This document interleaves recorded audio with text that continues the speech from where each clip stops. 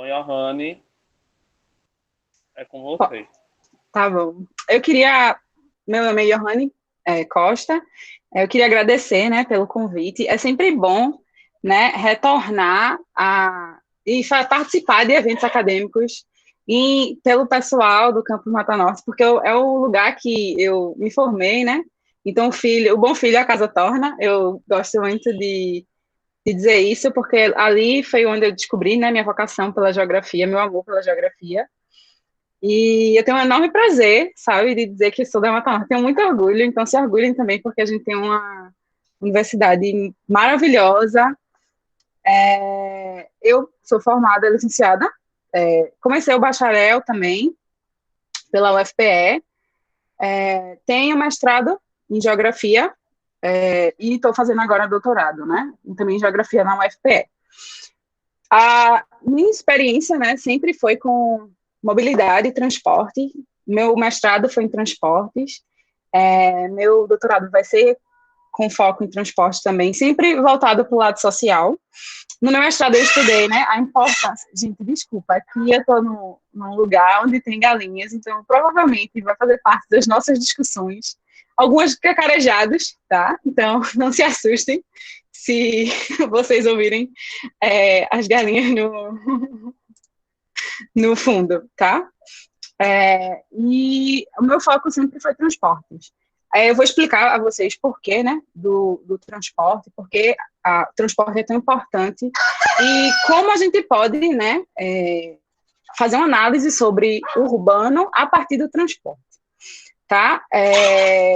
Se vocês tiverem alguma dúvida durante a minha fala, eu peço que anotem para, no momento das perguntas, a gente discutir sobre isso, tá? Eu espero dar para vocês, meu Deus, então vamos falar mais do que eu, as galinhas. Eu espero que vocês aproveitem, tá? Isso que vocês vão ver, né? A minha experiência, o que eu estou trazendo para vocês, é da minha experiência com os estudos sobre os transportes dentro da região metropolitana do Recife, tá? Uma sistematização do que eu trabalhei na graduação, no mestrado e agora no doutorado, tá? É uma visão crítica também. Felizmente, a universidade me proporcionou conhecimento para que eu possa criticar o nosso sistema de transportes, porque ele é um sistema falho. E já vou de antemão levantar para vocês que nunca usem... Vocês estão vendo a apresentação, né? Sim. Estamos sim. Estamos sim. Vocês notaram, deu para ver, tá dando para ver que eu mudei de slide, tudo certinho? Tá. A gente vai começar a visualizar, né? Durante os estudos a gente percebe que não existe transporte público, né? Não existe essa ideia que se vende, porque eu acho que isso é uma ideia capitalista, mercadológica, de vender o transporte como público. E aí a gente pode trazer isso para discussão por quê, né? De transporte, de se vender como público, se ele não é público. De antemão, eu quero começar, né, a falar sobre por quê, qual a importância, né, do estudo dos transportes dentro do entendimento do urbano. O transporte, ele vai ser a forma, né, e eu levanto isso como principalmente o transporte coletivo, ele vai mostrar-se como... Desculpa, gente. Calma. É porque eu desconcentro por conta das galinhas, mas vamos lá.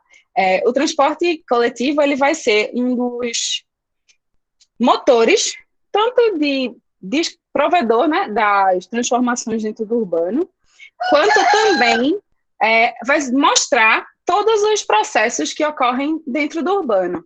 Todos os processos que vão desencadear o desenvolvimento, tanto social quanto econômico, dentro de uma metrópole, dentro de uma região metropolitana, dentro de uma cidade.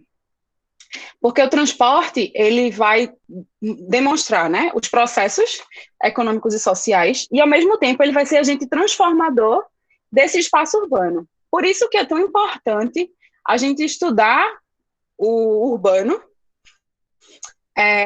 por e pelos transportes.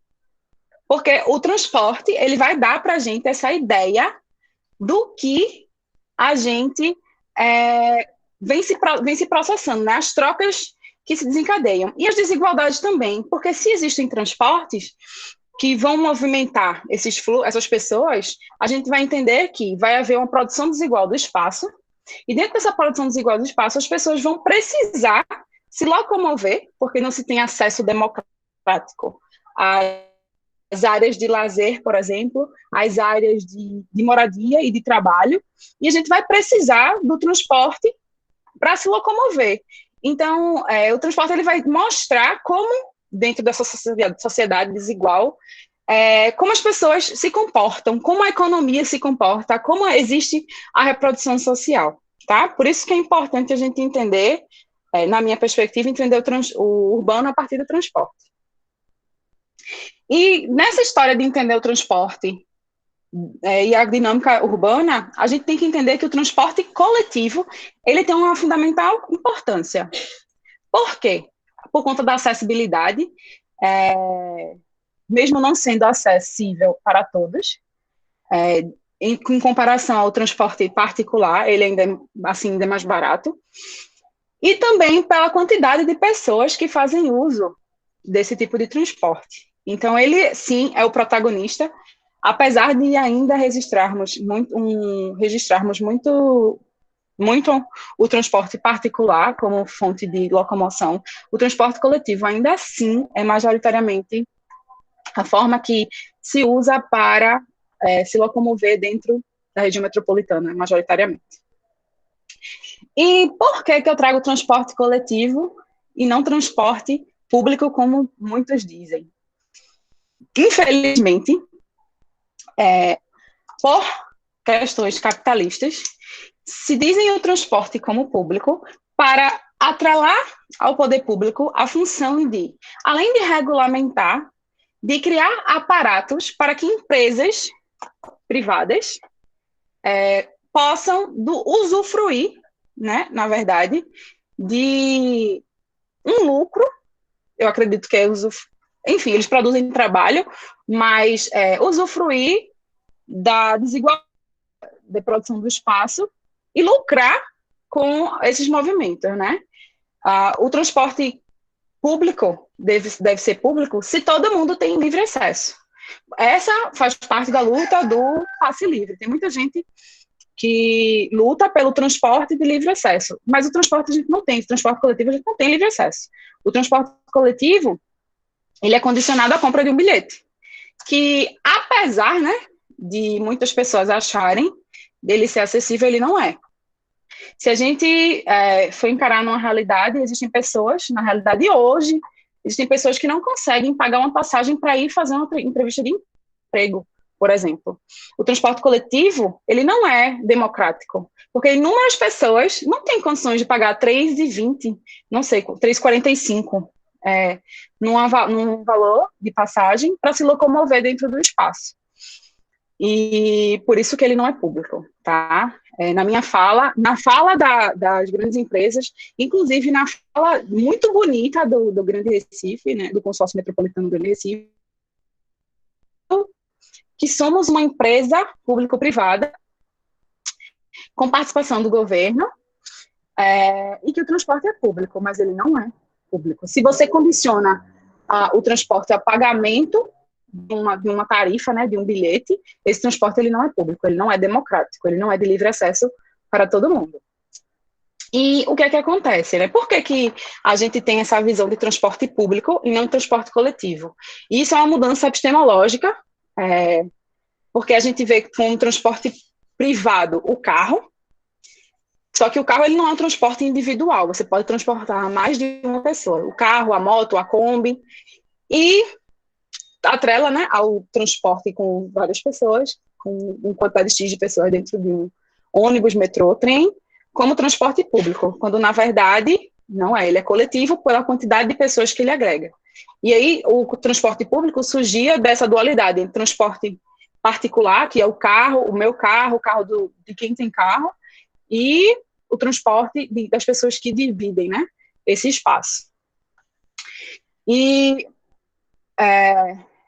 dentro dessa lógica, né, do condicionamento do uso do bilhete, a gente tem a formação, né, do que a gente chama desses consórcios de gestão, né, que o poder público, que exerce, né, uma função primordial, que é de regulamentar, né, de fomentar estruturas, principalmente, porque fomentar estrutura para transporte é caríssimo, e as empresas privadas, elas não estão...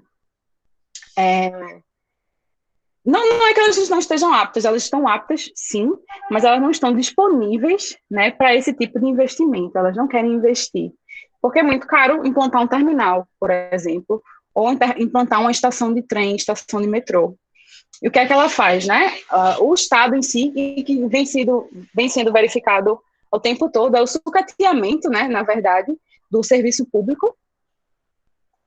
E aí, com o passar do tempo, a gente tem essa ideia de vamos privatizar, porque só assim, com as empresas privadas, a gente consegue um serviço de qualidade. Quando, na verdade, o que a gente vai vivenciar não é um serviço de qualidade, principalmente dentro do sistema de transporte coletivo, né? Dentro do sistema de transporte, essa lógica, né, de um serviço de qualidade não funciona. E acredito que em todas as outras esferas, quando teve a privatização da CELP, né, para o Grupo Neoenergia, a gente tem inúmeras reclamações. Mas vai melhorar muito o serviço porque uma empresa privada vai assumir.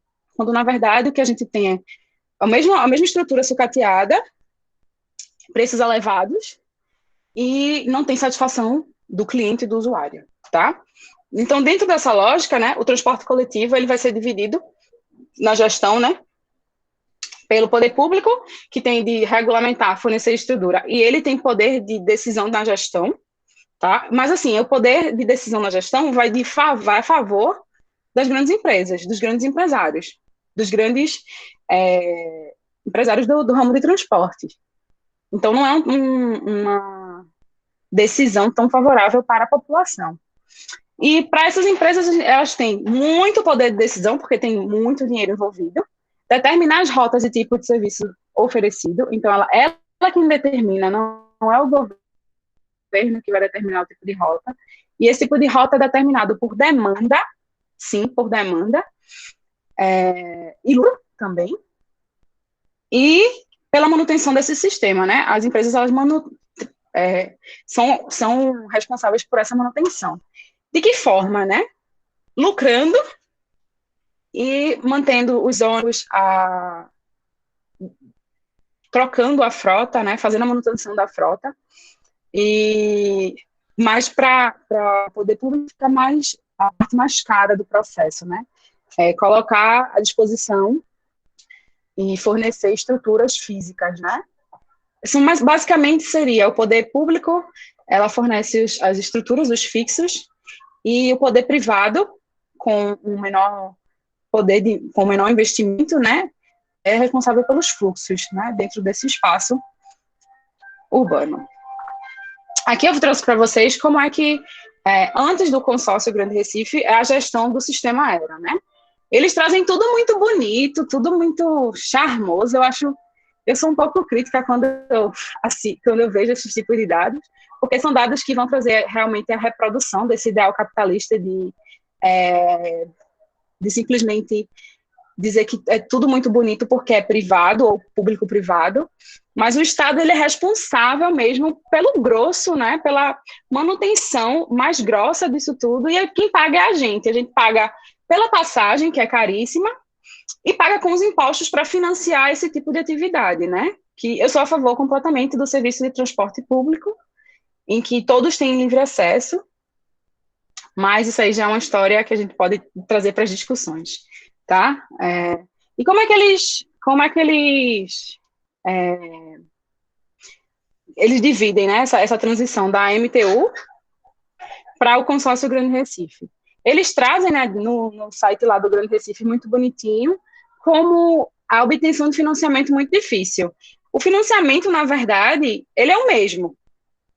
O financiamento para a montagem dos terminais, a montagem das estruturas, ele continua o mesmo, que é feito por licitação, dentro da competência do Estado, mas a única coisa que a gente pode notar que tem sido feito, que esse tipo de financiamento é mais rápida para a renovação de frota. Mas essa renovação de frota, ela só acontece por regulamentação do Estado, porque o Estado regulamenta, coloca metas, e também pelo aumento da passagem, né? Uma das últimas justificativas de aumento de passagem, além do valor, né, agregado do petróleo, era também as novas frotas que seriam colocadas. Existe um projeto até 2020 de renovar toda a frota de ônibus, né? E esse projeto eu acho que foi deixado de lado, porque ainda notamos linhas muito sucateadas. Quem pega, por exemplo, Barra Macaxeira sabe que não tem nada de novo, né? Nada novo sobre o sol. Os ônibus são velhos, não se tem conforto, e a gente continua pagando cada vez mais caro. E como é que se estrutura, né, o sistema de transporte no Recife? Né? A MTU, que era a empresa anterior, que era anterior ao Grande Consórcio de Recife, ao Grande Recife Consórcio Metropolitano, ela era uma empresa que veio estruturar, na verdade, a gestão da MTU foi de implantar uma estruturação. Eu trabalhei na minha dissertação, né, como o sistema de transportes no Recife, na região metropolitana, se desenvolveu. Eu acho que está no segundo capítulo da minha tese. Quem tiver interesse pode ler. Eu posso estar disponibilizado no repositório da UFPE, que eu venho trazer o histórico, né, de como o transporte se desenvolveu no Recife. E até a implantação da MTU não se existia um sistema de gestão metropolitano, né, de se pensar a gestão dos transportes dentro da metrópole, Recife e região metropolitana. O que existia era a gestão individual, municipal, na verdade, que cada município propunha, e não existia conexão entre essas gestões, né? Não existia diálogo entre essas gestões, não existia dentro do território metropolitano não existia uma conexão e também o estabelecimento de metas, né? Com a MTU e posteriormente com o consórcio metropolitano, a gente vai notar que vai se pensar, né, o sistema de transporte de forma integrada e de forma metropolitana, né? Isso vai dar ao sistema de transporte uma maior conexão e uma maior área de abrangência, né? A gente vai ter com a implantação, né, do SEI e justamente com essa metropolização da gestão, a gente vai ter uma conexão que permite a gente pagar uma passagem só para ir de uma cidade a outra ou de um canto a outro da região metropolitana, pagando um ticket só. Porém, qual o preço desse ticket, né? A gente também pode discutir que preço esse ticket vai estar atrelado, porque uma viagem que duraria especificamente 1 hora, agora dentro desse sistema de conexão, né? Nesse sistema de integração, a gente vai levar 2 horas, 2 horas e meia.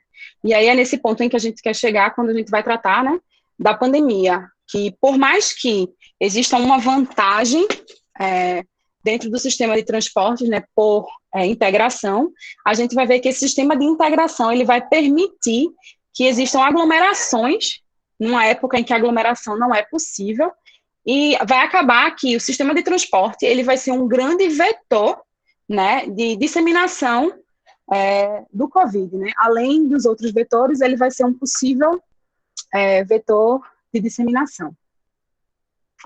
Quando a gente vai tratar do sistema de transporte coletivo, a gente tem que pensar que, gente, as siglas estão com o transporte público, mas eu não vou levar em consideração público porque o transporte não é público. Isso é uma convenção estatal que já se faz críticas há muitos anos, mas vai constar lá para eles como um sistema público, porque a gestão é pública, mas ele é um sistema de transporte coletivo, tá? Aqui no Recife, o STTP, que é o Sistema de Transporte Público de Passageiros, ele é dividido em 2 partes, na verdade. A partir do SEI, né, que é o Sistema Estrutural Integrado, que vai englobar também o BRT e o metrô, e com o sistema complementar, que é aquele sistema gerido pelas prefeituras, é um sistema que ainda encontra-se em uso, que eles vão englobar as combis, as vanzinhas, combi, van e besta também, dependendo de algumas áreas, por exemplo, em Camaragibe, a gente ainda vê esse tipo de transporte muito forte, né, áreas de Tiúma, por exemplo, que são as áreas mais da borda metropolitana, as áreas mais afastadas da borda metropolitana, em que o sistema de transporte coletivo, oficial, né, não complementar, não atinge, né, por conta de demanda também, não é do interesse deles enviar, por exemplo, um ônibus para uma comunidade lá em Tiúma, e mercadologicamente para eles é inviável, e a gente completa isso com o sistema complementar, que são geridos pelas prefeituras individualmente. O projeto, né, na verdade, de mudança do SEI, o SEI ele está passando por estruturações e reestruturações, desde que foi implementado, de tornar acessível a toda a região metropolitana e cada vez mais acabar com o transporte complementar. De antemão, o transporte complementar, a gente não tem muitos dados oficiais, porque isso vai depender da gestão da prefeitura. E, geralmente, as prefeituras, elas não têm muito interesse em gerir isso. A gente nota pela decadência também desse transporte, né, do transporte complementar. E, às vezes, até pensa, esse transporte é regularizado, quem aqui nunca andou naquelas vans de transporte complementar, e a van é toda quebrada, a gente não pede parada, a gente tem que gritar, parada, desce! Chega até a ser divertido, mas é isso mesmo, eles param em qualquer lugar, não tem definição de trajeto, então a gente não tem dados muito concretos, mas eles funcionam no mesmo sistema de concessão que o sistema de transporte coletivo gerido pelo Grande Recife tem. É um sistema de concessão, de licitação pela prefeitura, e um conjunto de prestadores de serviços, ou de uma empresa, vão oferecer esse tipo de transporte, tá? E aí a gente vai pensar como o SEI se organiza, né? Como o SEI foi criado. O SEI, ele é um pouco recente, ele tem mais ou menos a minha idade, eu sou novinha,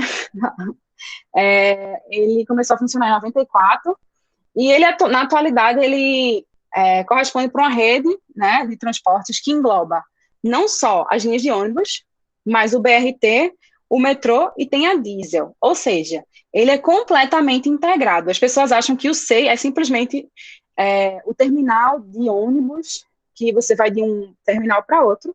Não. O SEI, ele é a integração de todo tipo de serviço de transporte dentro da região metropolitana, tá? A gente vai ter a integração com o metrô, a integração com o trem, via metrô, caso, com os ônibus também, tá? No que diz respeito às linhas de ônibus, a gente tem 5 tipos de linha de ônibus diferentes, tá?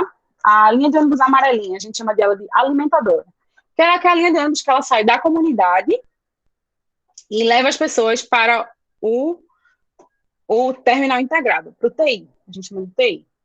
A linha azul, ela se dirige, né, dos TIs para o centro da cidade do Recife. Uma linha bem famosa, que é muito utilizada, é a linha Cabo Recife, que o final dela no Cais de Santa Rita, o terminal dela é no Cais de Santa Rita, e é uma linha que alimenta de uma cidade, né, do Cabo até o centro da cidade. A gente tem a linha vermelha, né, que é a linha que se chama perimetral. A linha vermelha são as linhas perimetrais, que são as linhas que circulam nas perimetrais. Quando foi feita a divisão, né, do sistema de transporte metropolitano, a gente fez não, né? Olha, eu me sentindo quem fez. Foi dividido, na verdade, Oi, Johanny. Oi? Desculpa te interromper. Eu só ia fazer um pedido a tu. Quando tu falar algumas localidades, por exemplo, tu falou de Tiúma, meio que, tipo, fala o quão é longe ou se é numa zona rural e tal, porque tem gente, como não é de Recife ou nem de Pernambuco, acaba não tendo uma noção. Tá bom. Então, deixa eu só explicar, tá, gente? Deixa eu voltar aqui no meu slide. Eu acho que tem, no slide anterior, tem a divisão, né? Isso aqui é a região metropolitana do Recife. E a RMR, ela foi dividida em lotes para poder se fazer a licitação, né? E aí, a região de Tiúma é uma dessas regiões de borda, ou seja, é uma região mais, a gente chama de rua urbana, a região de borda, onde está no limite, né, do urbano para o começo da zona rural. E aí, não é de interesse, por exemplo, do sistema de transporte gerido pela Grande Recife, a maravilhosa Grande Recife, não era interesse deles chegar, porque existe uma quantidade muito pouca de usuários e que o sistema de transporte complementar faz o mesmo serviço, pagando muito menos e ele não tem custo, tá? E a linha azulzinha, né, a gente chama de... desculpa, eu estava falando da perimetral, né? A linha perimetral, quando foi dividido, né, a gestão para fazer a licitação, né, da região metropolitana, foi dividida em função de corredores radiais e perimetrais. As perimetrais são 4, tá? Agamenon Magalhães, que é no centro do Recife, que contempla a cidade de norte a sul. Pela Agamenon Magalhães, você consegue ir pela zona sul da cidade do Recife, que é Boa Viagem, Pina, e também pela Agamenon Magalhães você consegue atingir chegar às áreas de Olinda, né, ali pelo Salgadinho, Complexo Salgadinho, que é quem vem para show aqui em Recife, o Chevrolet Hall, o Mirabilândia, é o centro de convenções. A segunda perimetral, ele vai pela Estrada de Remédio, pela Estrada do Remédio, que é na zona norte da cidade, aí atinge Estrada de Remédios, Água Fria e Avenida Beberibe. A terceira perimetral vai mais pela zona sudeste, né, que vai passar pela Avenida Recife, São Martim, até o norte da cidade. E a quarta perimetral é na 101, na BR-101, que vai pegar Macaxeira, esqueci o nome do terminal, Macaxeira e na Zona Sul, em Olinda, esqueci o nome agora, a PE 15, que já é em Olinda, tá? Gente, eu não estava preparada para pessoas de outro estado, mas aí eu vou contextualizar para vocês que essas linhas, elas vão cruzar a cidade de norte a sul, leste a oeste, tá? As linhas perimetrais, e elas vão percorrer longas distâncias, tá? São distâncias que vão praticamente atravessar a região metropolitana. Existe um ônibus chamado PE15, Boa Viagem, que ele vai passar pelo município de Olinda e Recife, mas ele atravessa toda Olinda, toda Recife e vai chegar numa das áreas que tem uma grande concentração de empregos, que é a zona sul da cidade do Recife, que é uma das zonas mais ricas da cidade. Ok? A gente tem também as linhas azuis, que são as linhas radiais, que elas vão, já falei, não foi? Que é da linha que vai do terminal integrado ao centro do Recife. A gente tem a linha verde, que é a linha interterminal, que elas vão fazer a circulação entre um terminal e outro, tá? E a linha circular, que essa linha circular é muito conhecida, porque elas vão fazer a baldeação, né, do terminal para as áreas do entorno. Então, as pessoas que moram nas áreas de entorno do terminal, além de serem servidas, às vezes, por metrô, elas também são servidas de linhas para circulação dentro do bairro, tá? Essa linha circular, por exemplo, ela é mais conhecida no centro da cidade, que ela sai da Estação Joana Bezerra e circula ao centro do Recife como um todo, fazendo a baldeação para os bairros vizinhos. Alguém tem alguma dúvida até agora? Se eu falo muito rápido, vocês me avisam, tá, gente? E como é que se estrutura também esse sistema, né? O SEI, hoje, ele opera com 26 terminais metropolitanos, ligando das periferias aos corredores de acesso também ao BRT e acesso ao metrô. Desses 26, 16 terminais têm acesso ao metrô e um terminal tem acesso ao trem. Esse trem, ele vai ser a principal forma, né, de escoamento de pessoas para o cabo. Existe uma ligação da Estação Curado ao cabo, a Suape, que há muito tempo atrás teve uma importância, né, e com a decadência de Suape, esse trem, ele deixou de ser uma fonte muito importante de escoamento de pessoas, né, de transporte para pessoas que trabalhavam nas áreas do Cabo e Suape. E hoje, né, como é que o SEI funciona? Ele atende ao todo 10 empresas são responsáveis, né? Cada regiãozinha dessa aqui, cada lote desse é representado por uma empresa no processo de licitação, onde a gente tem mais ou menos em operação 185 linhas. Esses números não são atualizados, tá? Porque com a pandemia a gente teve uma modificação, né? O sistema de transporte ele teve também que adaptar a essa nova realidade e tiveram linhas que estavam desativadas e foram reativadas e tiveram linhas que tiveram seu itinerário. Então, a partir dessa modificação, a gente vai ter uma flutuação, né, desse dado, mas estamos sendo atendidos mais ou menos por 75 linhas.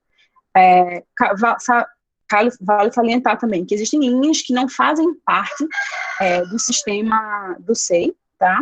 Que a gente chama, elas também estão englobadas dentro do sistema de transporte complementar. São linhas oficiais, mas elas não estão ligadas ao SEI. Por exemplo, no bairro onde minha mãe mora, tem uma linha chamada Curado 1, Conde da Boa Vista. Ela é uma linha regular, gerida pelo consórcio metropolitano, né, pelo Grande Recife, porém, ela não faz parte do SEI. Ela é uma linha complementar. Ela não tem integração, ela não faz parte de integração do metrô, trem e ônibus, mas ela atende a população de forma complementar. Então, dentro do SEI, né, temos 185 linhas, sendo 123 alimentadoras, 3 perimetrais, 24 troncais,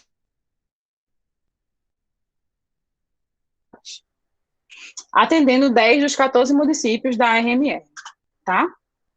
A gente tem mais ou menos 3 mil ônibus. Essa frota também flutua, porque a gente está passando também por um processo de troca, né, da frota de ônibus. A proposta era que em 2020 e 2021 tivéssemos uma frota totalmente renovada, inclusive isso é uma das grandes propagandas, né, do Grande Recife.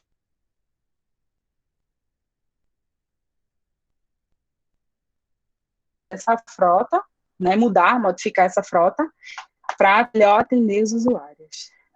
Minhas expressões, elas entregam muito do que eu penso. Aí temos em torno de 3 mil, e dentro dessa lógica, né, do sistema de transporte, a gente atende, por média, 2 milhões de usuários, sendo desses 800 mil usuários que fazem uso diretamente da rede integrada, ou seja, que fazem uso diretamente do SEI. E eu queria pensar, guardar esse dado assim, 800 mil pessoas, né, que fazem parte dessa rede, né, que é importantíssima, e a gente pensar em 800 mil pessoas dentro de um quadro pandêmico, né, se diariamente 800 mil pessoas circulam por esse sistema de transporte, então 800 mil pessoas contaminadas seriam um problema muito grande, né, eu acho que seria o valor agregado de metade dos países que estão enfrentando crises de contaminadas, né? Somados, seria um grande número, né? Para a gente se pensar. E aqui é um mapa, né? Isso aqui é o mapa do Grande Recife com todos os terminais integrados, né? São 26 terminais ao todo. Na época que eu estava fazendo minha pesquisa de dissertação, tínhamos em operação 18 terminais e 8 terminais estavam passando por reestruturação, tá? Mas o sistema em si é de se integrar, retroalimentar, para que a gente consiga ter uma maior abrangência dentro do território da região metropolitana.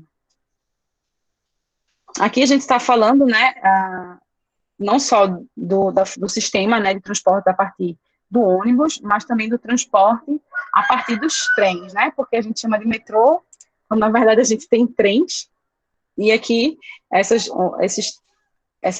estações, né, que tem essas linhazinhas bonitinhas Esses ônibusinhos são estações de integradas, né, onde o metrô e o ônibus, eles têm confluência, e aí permite que você saia, por exemplo, de Camaragibe e chegue em Cajueiro Seco pagando uma única passagem, pagando um único bilhete, tá?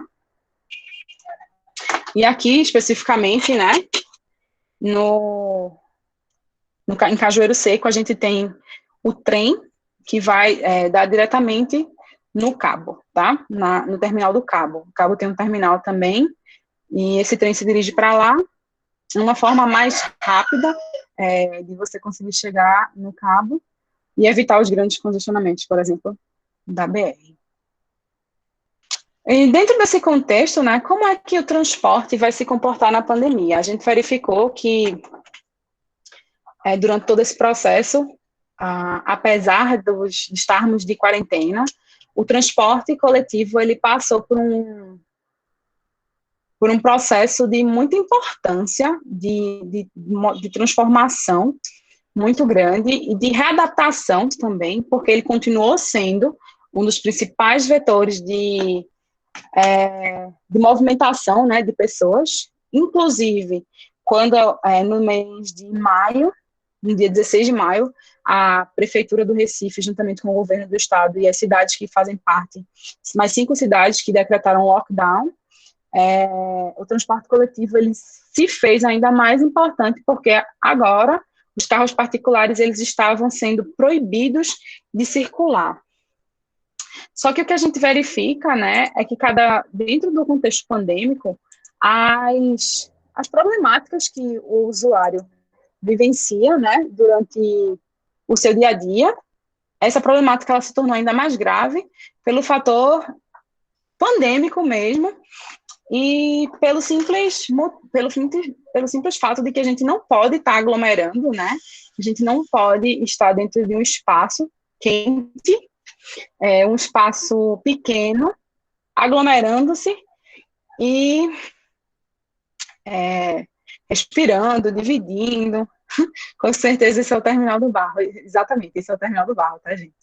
E eu trouxe essa imagem, ela é muito emblemática, porque ela é uma imagem que vem trazer para a gente a realidade. Isso aqui foi uma foto tirada no primeiro dia, né, que o governo decretou, na verdade, a gente decretou a pandemia.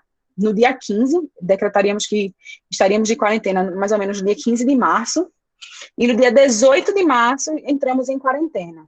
E o governo só veio trazer um plano, né, essa gestão, governo e transporte, né, empresas, veio trazer um plano para a pandemia no dia 24, né, em que a circulação dos ônibus ela só deve ser feita com passageiros apenas sentados, né, e não ter mais de 30 pessoas nas filas.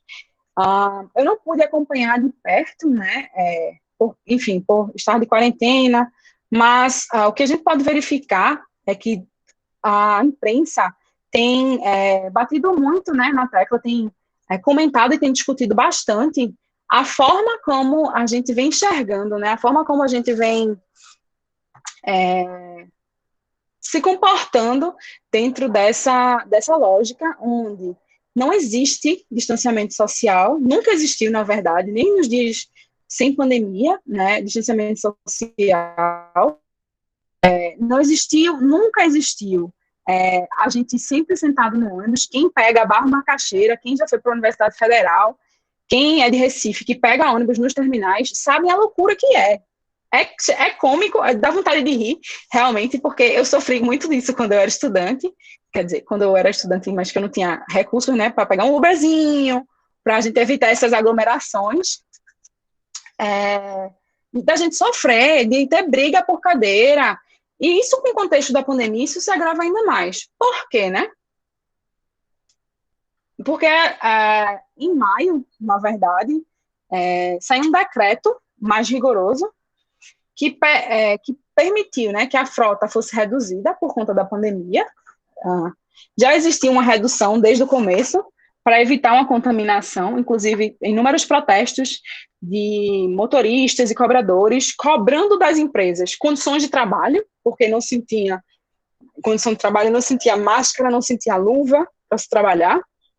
Então, a gente tem, de um lado, uma empresa que lucra bastante com a aglomeração, porque reduz o custo, mas, do outro lado, tem uma empresa que não fornece para o seu trabalhador, e eu acho massa a organização dos cobradores e motoristas. É um sindicato muito forte, porque quando eles resolvem parar, param mesmo, protestam e recorrem dos abusos, né?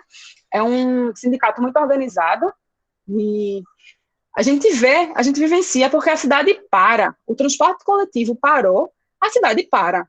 A reflexão que a gente tem é de tão importante que esse transporte a cidade simplesmente para. Vivemos aí, há poucos dias, uma paralisação completa, né, do transporte nos principais corredores, na perimetral da Agamemnon Magalhães, na Avenida Norte, na Avenida Guararapes, e teve outra avenida que eu não lembro o nome agora, parou, simplesmente os ônibus pararam. Se o ônibus para, não tem integração, não tem metrô. O metrô funciona, mas com uma quantidade muito reduzida de pessoas, porque até para as pessoas chegarem no metrô, elas necessitam, né, dessas linhas alimentadoras, que são as linhas amarelinhas, que saem das comunidades, dos bairros, da periferia, e atendem essa população, e enviam essa população para os terminais. Não se tem fluxo, né, nessas áreas de metrô, por exemplo. Aí a gente teve redução de frota, a redução, né, o limite de pessoas por veículo. Segundo o decreto, a gente só poderiam circular pessoas que estivessem sentadas apenas, e a gente vai verificar, eu vou mostrar uns vídeos para vocês que isso não aconteceu, nunca aconteceu, nem vai acontecer, porque não é do interesse dessas empresas. Infelizmente, a gente está numa sociedade capitalista onde o lucro vale muito mais do que uma vida, onde o lucro é condicionante, né, de todo e qualquer relação econômica, e não se tem obediência desses decretos. E o governo, o Estado, né, ele, como papel de regulador e fiscalizador, não faz também não desenvolve esse papel, né? Não exerce o papel de fiscalização. O governo decreta, mas não existe fiscalização. E eu acho engraçado que em todas as reportagens que eu assisti, quando a câmera chega, no instante aparece ônibus, no instante aparece motorista, e tudo perfeito, só que as pessoas que estão vivenciando isso reclamam que estão há 30, 40, 50 minutos esperando um ônibus dentro de um terminal. Também foi solicitado, né, o uso obrigatório de máscaras, e também foi feita uma mudança de itinerários, com o intuito, né, de reduzir a aglomeração dentro dos terminais. Algumas linhas alimentadoras, elas deixaram de ser alimentadoras e passaram a ser linhas azuis, que elas saíam do terminal e iam direto para o centro. Ou elas passaram a ser linhas complementares, como, por exemplo, aquele ônibus que eu citei, Curado 1, com da Boa Vista, que não tem relação nenhuma com o terminal. Algumas linhas, por exemplo, principalmente do terminal Tancredo Neves, elas deixaram de fazer a baldeação e se encaminharam para o terminal integrado, e do terminal integrado as pessoas pegariam outro ônibus para ir para o centro da cidade, e acabaram que se tornaram linhas que circulavam diretamente da periferia para a cidade. Existe um projeto, na verdade, né, o projeto de reestruturação do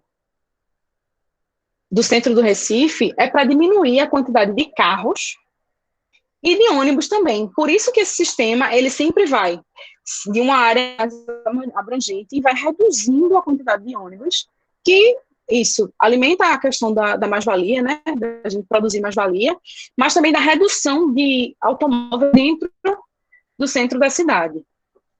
E aí a pandemia também agrava isso, né? Quando a gente normalmente verifica que durante a semana, sem pandemia, as pessoas esperam 40, 50 minutos por um ônibus e chegam atrasadas no trabalho e entram dentro daquela, literalmente, sardinha. É igual a música Rodo Cotidiano do Rapa, né? Não se anda por onde se gosta, mas por aqui não tem jeito, todo mundo se encosta.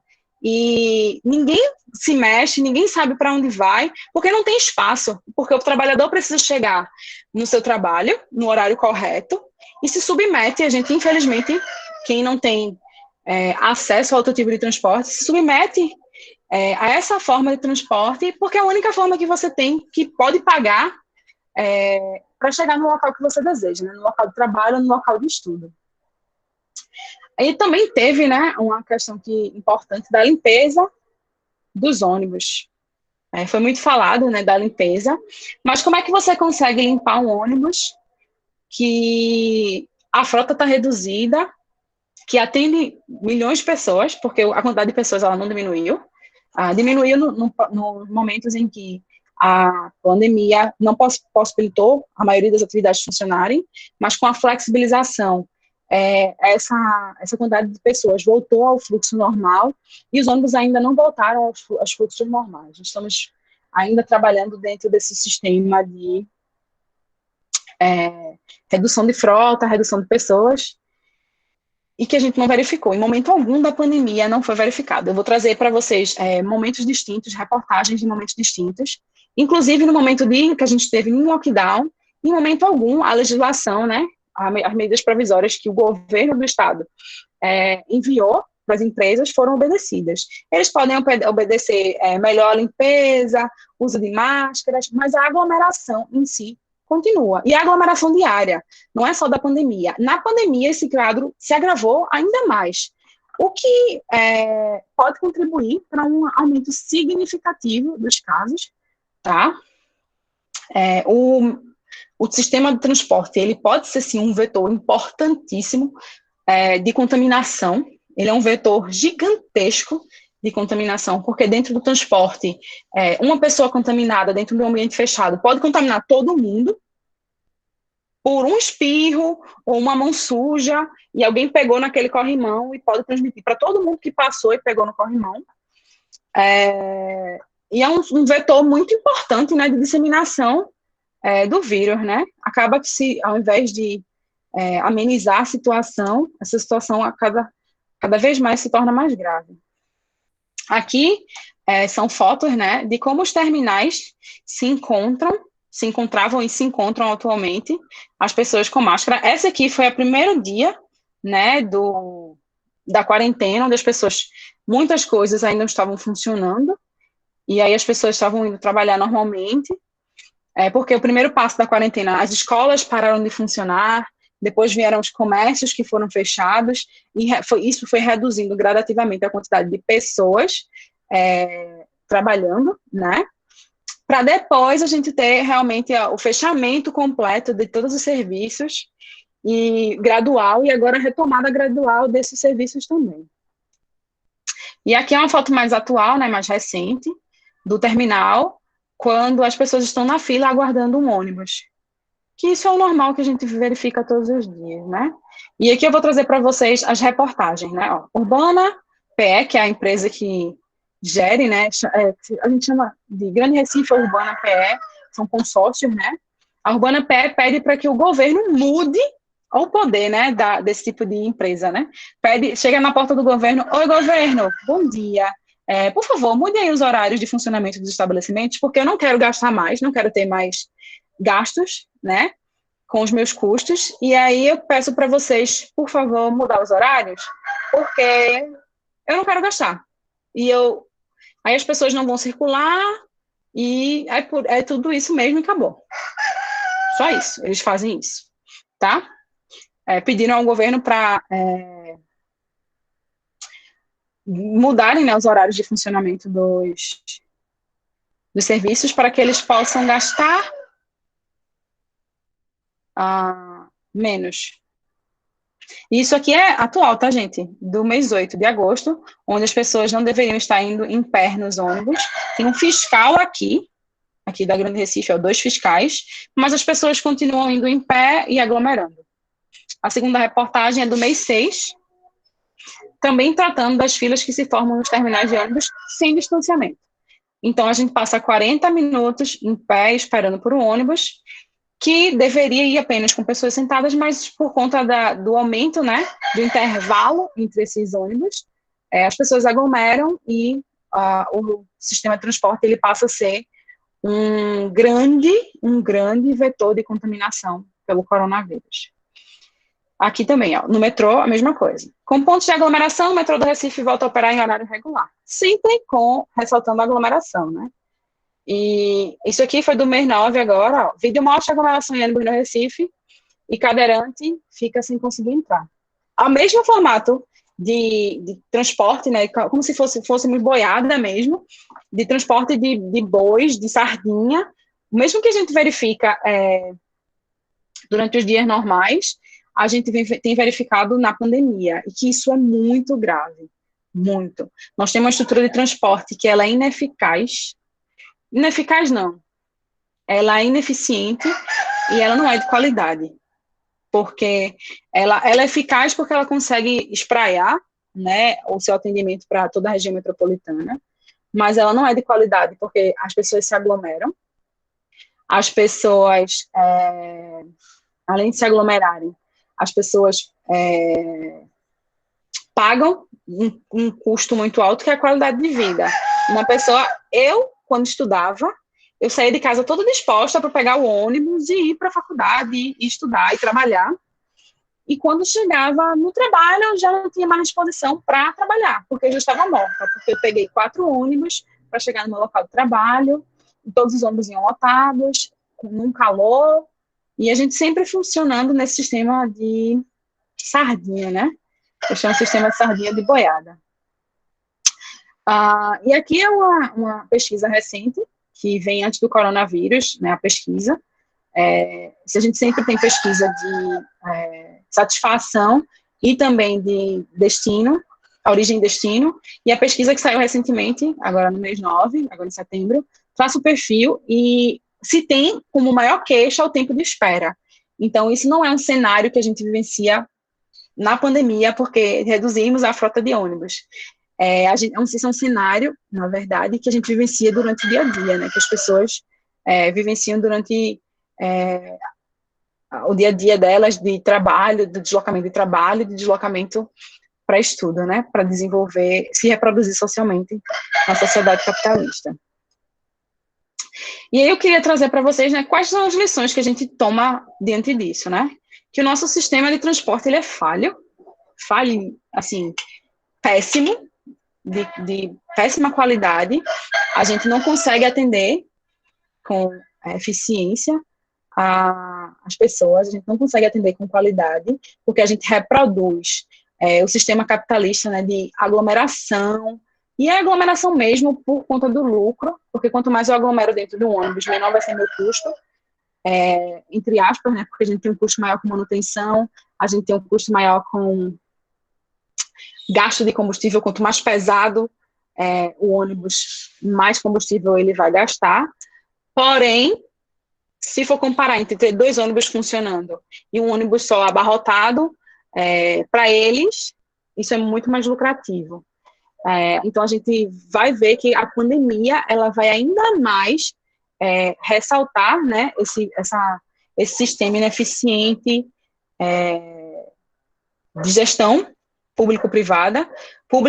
Existe uma falha pública, porque a gente pode, sim, oferecer um sistema de transporte em que o público, que o governo ele possa intervir, porque o governo gasta, gente, de toda forma. O governo gasta com reforma de terminal, o governo gasta com estruturação de terminal. A grande parte dos investimentos em transportes vem do Estado, não vem das empresas. O que as empresas fazem é alimentar os objetos que elas precisam ter para se reproduzir, ou seja, ônibus, manutenção de ônibus, elas não oferecem em si estruturas, só que o governo sempre paga e arrecada apenas com imposto. As empresas não pagam por grande parte das estruturas e recolhem todo o lucro, praticamente, né, desse sistema. E aí fica para a gente pensar, né, que tipo de transporte é esse, que é massa, porque a gente paga um ticket só para todo mundo, para ir para um ticket por pessoa, para ir, sei lá, de Camaragibe a Igaraçu, fazendo aquele pinga-pinga, aquele desgaste de sobe e desce de ônibus, pagando R$ 3,45. Porém, a gente não tem qualidade de vida, a gente tem um ônibus que é velho, tem um ônibus que vai sempre abarrotado, e especificamente na pandemia isso se agrava ainda mais, porque causa aglomeração, e o ônibus pode se tornar, né, o ônibus, o metrô, o trem, pode se tornar um foco de disseminação do coronavírus, tá bom? Eu fico por aqui, minha fala foi essa, eu estou aberta para as perguntas de vocês, porque são as dúvidas que vocês têm. Eu espero que tenha sido claro para vocês entenderem. Se restou alguma dúvida da minha fala sobre como funciona o sistema de transportes, como funciona o SEI, levantem o chat aí, digitem aí, ou abram o microfone, e aí a gente conversa sobre isso, tá? Obrigada, gente.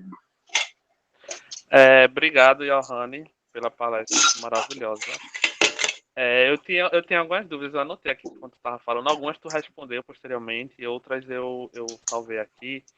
A primeira é sobre a questão quando fala do Grande Recife, quando fala do poder público. Qual poder público? Seria o governo do estado ou a prefeitura? E qual prefeitura seria aquela que, vamos assim dizer, dita tudo? Acredito eu que seja de Recife, né? Mas eu não sei. Não? Mas deixa eu fazer logo umas. Vamos fazer o seguinte: vamos fazer um round de 3 perguntas. Eu respondo 3 e depois aparecem mais 3, ok? Ok. A segunda seria sobre a questão do BRT. Se o BRT fazendo parte desse grande Recife, se ele é realmente um BRT, porque eu já li algumas discussões sobre não ser BRT, dele ser só um ônibus numa linha, entre aspas, exclusiva. O segundo é se ele realmente ajudou nessa mobilidade, nesse desafogamento dos usuários do transporte público. E a última seria, quando eu estava falando sobre o SEI, os amarelinhos, falou, se não me engano, agora me corrija se eu estiver errado, os amarelinhos eles vão para um terminal, né? Isso, eles saem do subúrbio para um terminal. A Dantas Barreto e o Cais Santa Rita seriam terminais? Ou não? Porque, por exemplo, onde eu moro num bairro, né, que eu pego o Vila Cardeal, que vai para Dantas Barreto, ou o Vila Dois Carneiros, que vai ou para Dantas ou para o Cais de Santa Rita. E só essas agora. Pode responder. Tá, vamos lá. A gente tem que pensar que o consórcio Grande Recife, ele é um consórcio de gestão municipal, multimunicipal, né, que são vários municípios, são interligados, e é um consórcio de gestão privada. São mais ou menos 10 empresas que estão gerindo, né, o consórcio, junto com um representante de cada prefeitura da região metropolitana. Claro, a Prefeitura do Recife ela tem uma importância muito grande dentro dessa gestão. O poder das prefeituras é importante, mas o poder que decide é o poder do capital. A prefeitura ela vai regulamentar, ela vai criar uma lei municipal dizendo, olha, galera, não pode dentro do ônibus ser consumido, ser vendido, né? Algum tipo de serviço, algum tipo de produto. Ou ela vai regulamentar que à noite, a partir das 23h59, o sistema de transporte vai ser dependente apenas dos ônibus chamados bacurais. Ela vai ter esse poder de decisão sobre como vai gerir isso. Porém, as prefeituras, no caso, né? Vai ter um representante de cada prefeitura dentro desse consórcio. E as empresas, tá? Então, o poder do Estado, ele é muito mais reduzido, porque o capital, ele fala mais alto. Inclusive, o capital permeia todas as relações do Estado. O capital, ele permeia tudo e qualquer relação pública, e é do interesse. Se é do interesse da prefeitura, vai ser feito. Se é do interesse do Estado, ele vai ser feito. O governo do Estado é muito importante nesse processo, porque ele também vai regulamentar, tá? Ele vai trazer regulamentações no sentido de transporte, de padrões, de parâmetros. Mas o conselho é formado pelas prefeituras da região metropolitana, juntamente com as empresas que fazem parte da urbana, né? Do consórcio. A segunda pergunta, eu comecei a anotar e acabei me perdendo. A segunda pergunta foi sobre os terminais, não foi isso? Ou foi a terceira? Foi sobre o terminal, a questão do Cais Santa Rita, Dantas Barreto. Existem terminais que não fazem parte do sistema integrado. Eles são os terminais de transporte complementar. A Dantas Barreto, ela se configura como um importante terminal para as linhas, principalmente que vêm do interior para o centro da cidade.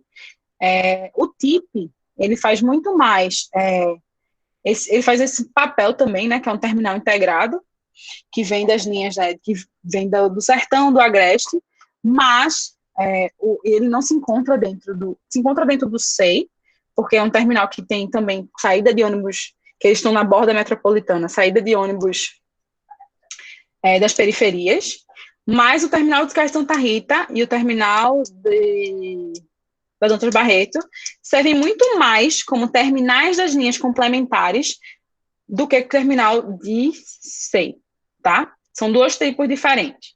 Todo bairro, ele tem um terminal. Aqui, onde eu estou, no Curado, ele tem um terminal, que é o terminal dos ônibus complementares. E também tem o terminal das vanzinhas e tudo mais. São terminais que vão atender linhas que não estão dentro do sistema integrado. É um terminal que vai atender as linhas de transporte complementar, tá bom? E a última pergunta, desculpa, eu preciso só... A última pergunta foi sobre a questão do BRT. Se realmente é configurado como BRT, se ele realmente está sendo o que ele foi proposto, se ele está suprindo o que foi proposto, se ele está funcionando realmente com a qualidade e tal. O BRT, ele vem daquela proposta o BRT, a sigla é Bus Rapid Transport.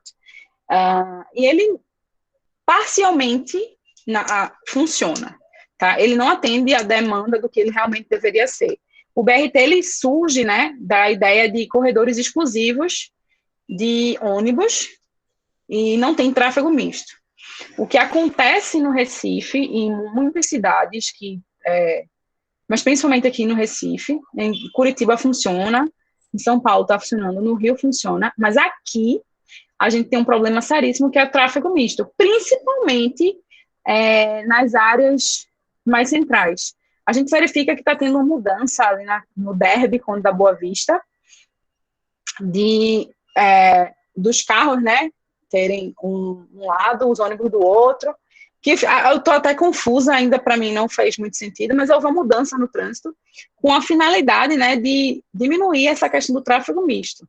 O BRT, ele funciona apenas para corredor exclusivo. Ele deveria ser um corredor exclusivo, nem se misturando com outros tipos de ônibus, era apenas BRT. No caso de Recife, isso não funciona. O BRT, ele tem o objetivo de ser mais rápido, né? Que com os corredores funcionando, eles atingem esse objetivo, porém, aqui em Recife, ele não é 100% eficiente e eficaz. Ele deixa muito a desejar por conta desse tráfego misto, né? A prefeitura está tentando aí fazer, né, os consertos, porque a gente passou, enfim, por problemas estruturais na implementação, né? Tínhamos um prazo para ser decretado, para ser cumprido até 2014, antes da Copa, né, dos grandes eventos, e aí por questões de corrupção, de desvio de dinheiro, por atrasos de obras, a gente não conseguiu entregar esses corredores, e aí ficou aquela coisa mesmo, ao Deus dará, e foi utilizando da forma que pode ser feito, e aí as prefeituras e o consórcio metropolitano está tentando resolver isso, reestruturando o trânsito. Essa reestruturação já começou na área mais central da cidade. A gente já verifica na Ilha do Leite algumas transformações, que foi a primeira transformação, depois a gente já passou para a área mais central ali no Derby, né, realmente no centro do Recife, uma mudança, né, E aí, na Agamenon Magalhães, a criação de um corredor exclusivo para ônibus. Agora a gente tem um corredor, uma faixa exclusiva para ônibus, na Agamenon Magalhães. E aí, são essas transformações que eles tendem a fazer. Se está sendo cumprido, se está sendo eficiente, eu acredito que não, tá? Porque a gente está ainda usando o tráfego misto para o uso do BRT. O BRT em si, ele não existe. A gente tem um corredor com tráfego misto de ônibus maiores, que são os BRTs, e ônibus complementares, que não deveria existir na teoria, né? Na prática existe.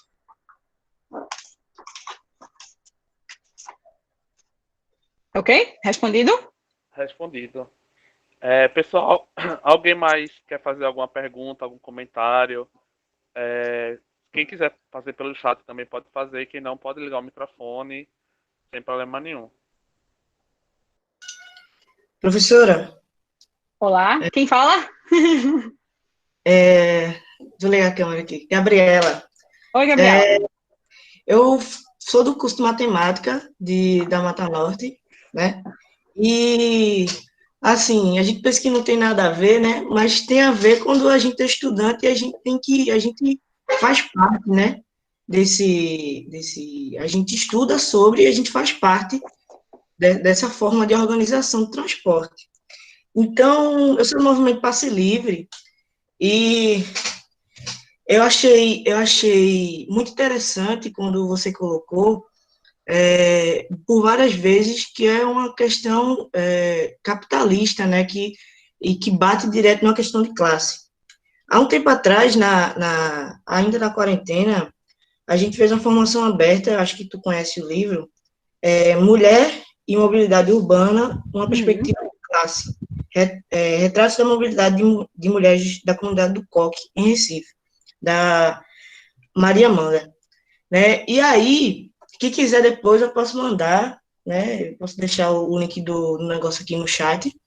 E aí, nessa discussão, surpreendentemente, eu acho que 90% foram mulheres, né, que se interessaram pelo assunto, e que, se a gente vai discutir raça, né, no Brasil, e principalmente onde a gente vive, no Recife, a gente está discutindo diretamente, na verdade, se a gente discute classe, a gente está discutindo diretamente raça, né, e eu achei o livro incrível, assim, são retratos, né, e ela fala muito também da história oral, né, de conversar com as mulheres que vivem isso, né.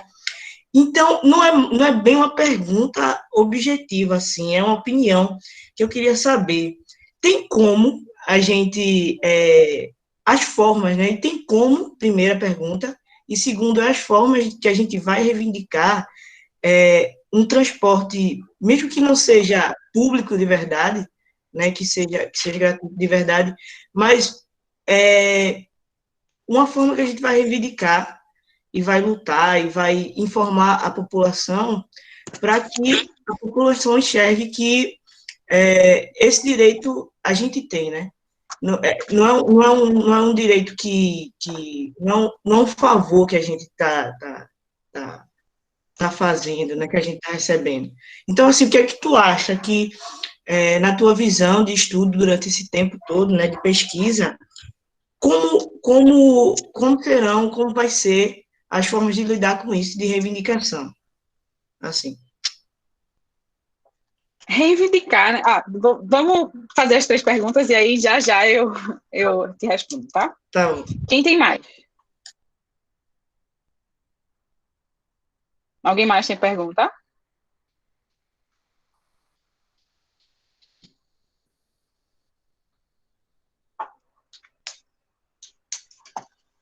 Não? Não tem mais pergunta?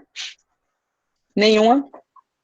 Acredito que não. Mas eu ia também a pedir para a senhora, ia perguntar basicamente, também complementando a pergunta da colega, sobre como a senhora vê realmente essa facilidade, como facilitar o acesso ao transporte coletivo para que pelo menos se torne algo mais público, né? Sabendo que não é público, mas pelo menos o acesso se torne algo mais popular, vamos assim dizer.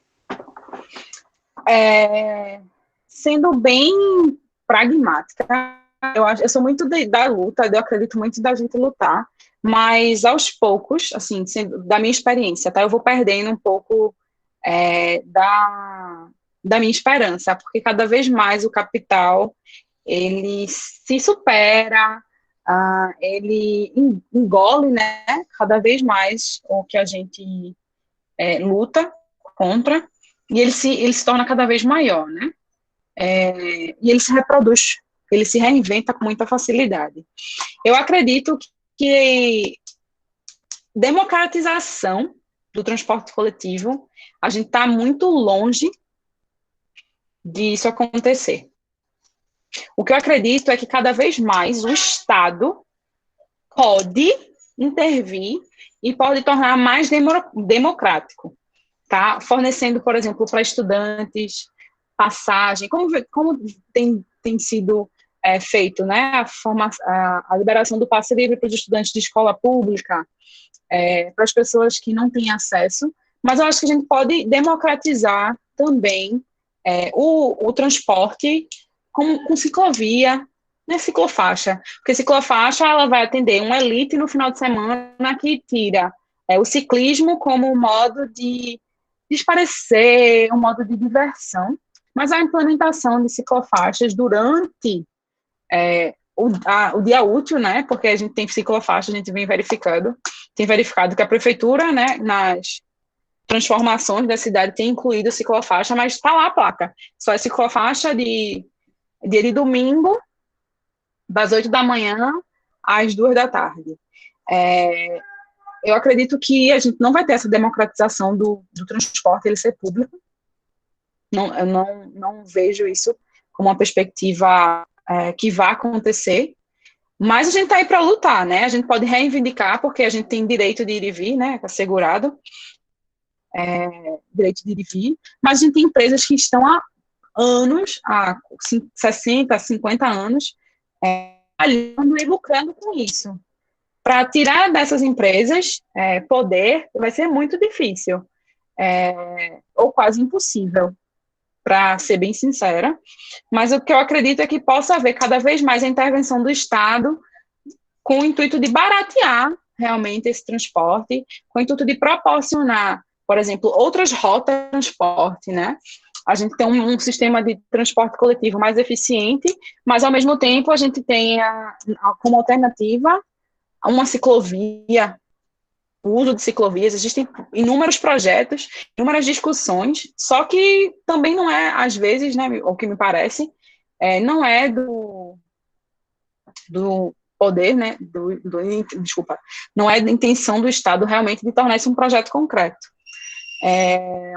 Apenas de áreas de lazer, né, tornar isso como um momento de lazer, colocar na propaganda lá da prefeitura o pessoal de domingo andando de bicicleta, andando de Recife Antigo, quando, na verdade, o cara lá de Água Fria que precisa se deslocar para Boa Viagem, que não tem condições de pagar passagem porque o quilo de arroz está elevadíssimo, ou ele come, ou ele anda, ou ele se locomove, e aí ele escolhe comer e vai de bike, né, de Água Fria para Boa Viagem para trabalhar de auxiliar de pedreiro, auxiliar de construção, e corre muito risco de morrer, de ser atropelado, por conta de não ter um ambiente seguro para ele se locomover, né? Não ter um local que possa permitir essa locomoção.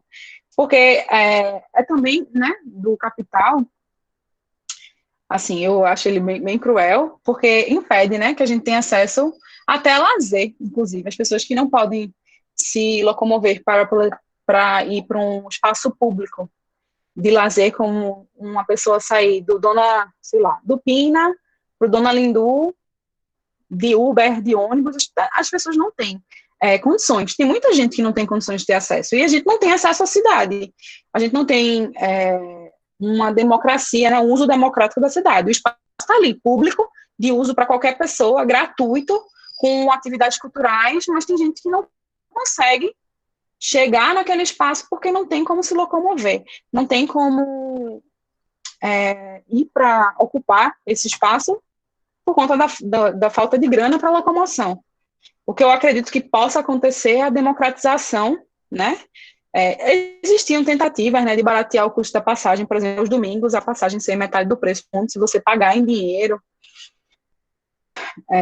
mas são tentativas ineficientes, sabe? Eu acredito que a gente deveria ter uma tarifa social, assim, um projeto que eu penso que poderíamos trabalhar, uma tarifa social de acordo com renda, tá? Pessoas que fazem uso, por exemplo, pessoas que estão cadastradas, né, no Bolsa Família, ou que tem projeto de mudança para chamar de renda fixa,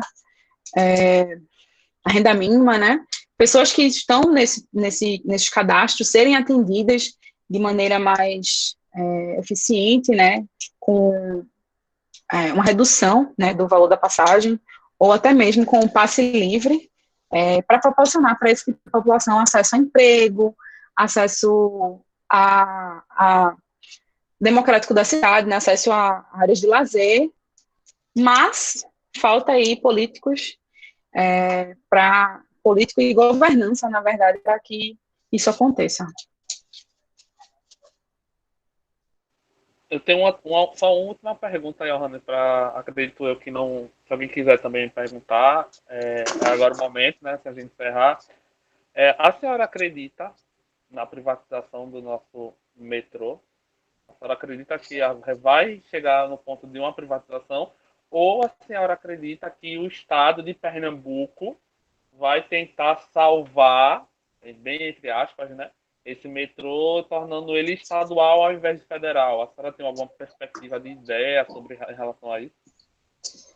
Eu não tenho esperanças que a gente vá continuar sendo estatal. Eu acho que existe uma intenção muito grande, né, do governo atual, de privatizar tudo, de vender esse discurso neoliberal de que o privado é bom e que vai ter qualidade, que vai vir, né, uma melhoria, uma melhor Johanny, oferta. Oi? só um adendo. Inclusive, os terminais integrados já estão em processo de privatização. Sim. Eu ia falar isso mais para frente, mas é isso mesmo. Sabe, o Estado, ele está cada vez mais, né, com o intuito de privatizar. Então, eles vão privatizar, eles querem privatizar tudo, né, tirar do governo a responsabilidade, assim, né, responsabilidade entre aspas, porque o governo ainda vai continuar financiando estruturas. Porque o que acontece, gente? O governo financia essas estruturas para que as empresas privadas aconteçam, né, elas se reproduzam, e eles ficam com a maior parte do lucro. Então, eu acredito que possa haver, sim, privatização. É só a gente esperar para acontecer. Por mais que se lute, eu acho que a intenção, realmente, dessa política aí neoliberal, de privatizar tudo, e o privado é melhor do que o público.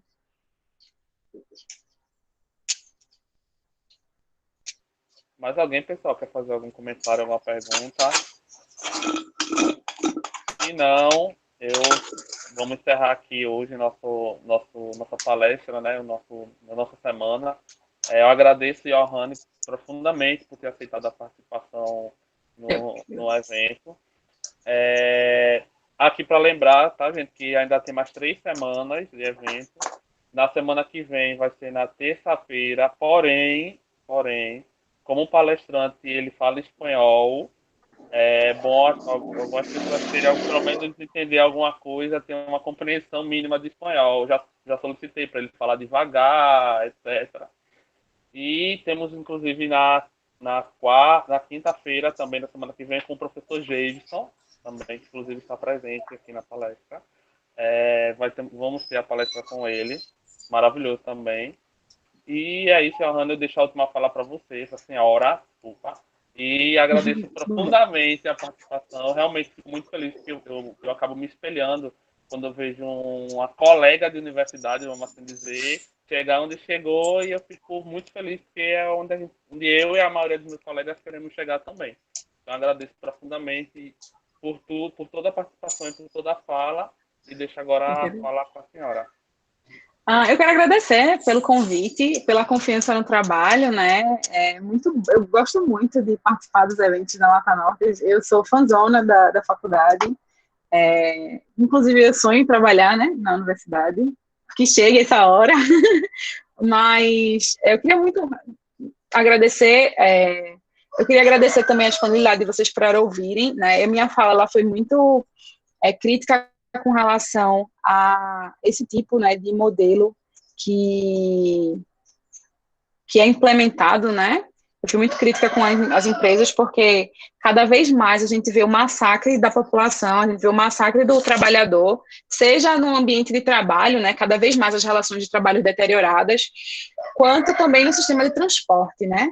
As pessoas, elas cada vez mais se tornam mais cansadas, e a gente vem um discurso de que as empresas, né, a Grande Recife está aí para melhorar a qualidade de vida, que a gente vai mudar os ônibus, porque vai ficar melhor para o trabalhador, para o estudante, e quando a gente vê um massacre e o sistema de transporte contribuindo, né, para a disseminação de um vírus, porque simplesmente o governo, né, permite que a gente tenha uma quantidade de linhas reduzidas por conta da pandemia em si, mas a gente não tem também uma infraestrutura de trabalho, né? Não oferece uma infraestrutura de trabalho para quem está no volante, né?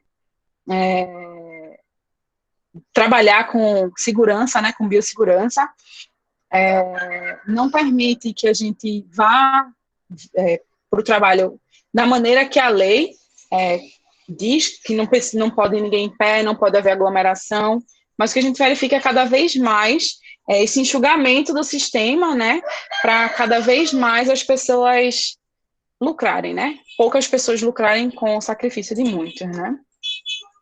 E eu queria agradecer a presença de todo mundo também. É isso, gente. Obrigado pela participação. Obrigada. Até a próxima. Até, gente. Tchau, tchau. Obrigada, tchau. Tchau.